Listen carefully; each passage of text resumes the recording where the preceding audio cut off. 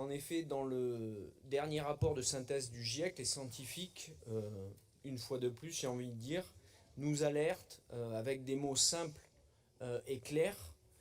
Je cite, poursuivre l'expansion du pétrole, du gaz ou du charbon est incompatible avec le respect de l'accord de Paris et donc avec le maintien du réchauffement climatique sous la fameuse barre des 1,5 degrés d'ici la fin du siècle.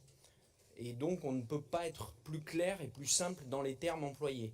Pourtant, mes chers collègues, dans notre région, de nouvelles demandes de forage continuent à voir le jour, notamment avec le groupe Vermillon.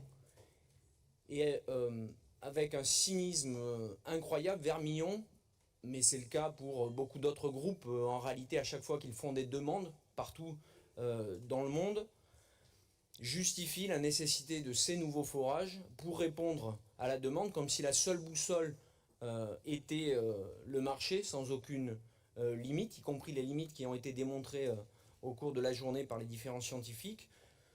On a aussi des arguments qui consistent à nous expliquer que ça va financer la transition énergétique. Ça, c'est quand même un peu plus surprenant. Et s'agissant de Vermillon, il nous parle même de circuits courts.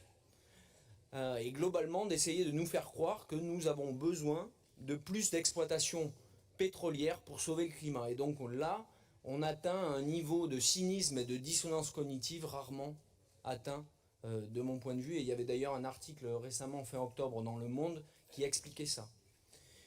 Et donc si je m'attends à ce que ces arguments soient utilisés dans cet hémicycle, j'espère simplement que vous, Madame la Présidente, et la majorité, qui utilisez des mots très forts, hein, puisque vous parlez sur la première page de la délibération qui nous intéresse aujourd'hui, d'urgence civilisationnelle.